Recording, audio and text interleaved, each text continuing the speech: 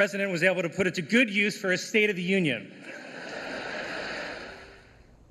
It's comedian Colin Jost hosting one of the toughest gigs in comedy, last year's White House Correspondents Association dinner. It's an annual event where the entertainer, traditionally a comedian, roasts the president, other politicians, members of the media, in a rather unforgiving room. This week, the White House Correspondents Association named someone that you might recognize from CNN, Amber Ruffin, as the entertainer for this year's dinner. And joining me now is Amber Ruffin, an Emmy and Tony Award-nominated writer and comedian. She's also featured on CNN's Have I Got News for You? You've probably seen her all over the TV. Amber, congratulations on the hosting gig. Big deal. That's exciting. Hi. Thank you. I'm so excited. It's going to be a blast. It's going to be a blast. So this is why Politico's Eugene Daniels, the current president of the White House Correspondents Association, said he picked you. Quote, Amber's unique talents are the ideal fit for this current political and cultural climate. She has the ability to walk the line between blistering commentary and humor, unquote. That is quite a challenge. How are you going to walk that line? I think I'm going to do it the same way I always do it, by just telling the truth about how I feel.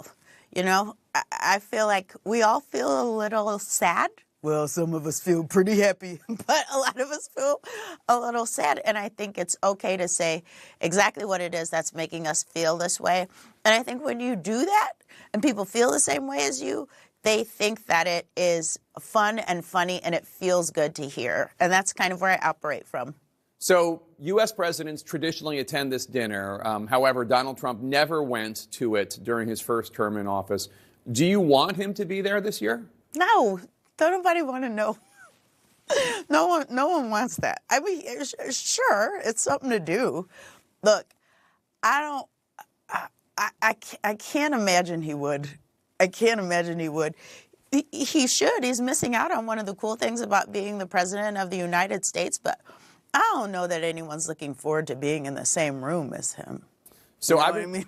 I've been going to this thing for probably decades at this point, and I was there the night that Seth Meyers, so I know you know him well, he hosted, and he and President Obama mocked Donald Trump viciously. He was in the audience, Mr. Trump. Mocked him into running for president, some might say. It's the Trump origin story. Does that give you any pause when it comes to choosing your targets this year? Yeah, I am a writer on Late Night with Seth Meyers. Seth Meyers is a friend of mine. He got us into this mess. It's his fault. When you're looking for someone to blame my boss. But no, he did what he had to do. Like, it cannot be your job to razz people.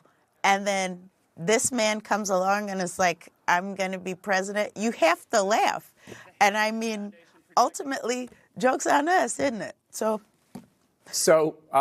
Seth, along with a lot of other people you know, including Michelle Wolf and Trevor Noah, Roy Wood Jr., your colleague at Have I Got News for You here on CNN, they've all hosted the dinner. Have any of them given you any advice, or have you picked up any lessons from watching them? Everyone says that when you're standing there, it feels like you're getting no laughs, but on the feed, on the video of it, it is better. They also said that you have to make fun of everybody. You can't just make fun of the people you disagree with. You have to spread it out evenly. And I'm not going to do that. Maybe I'll do it a little bit, but probably not.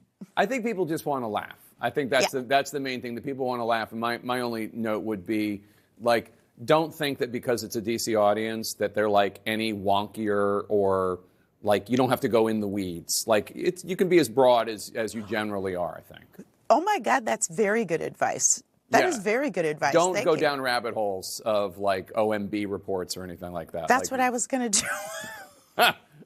Well, I mean, that one OMB memo that was controversial, yes. But I mean, like, as a general note, don't think that this is a smarter audience than any other audience.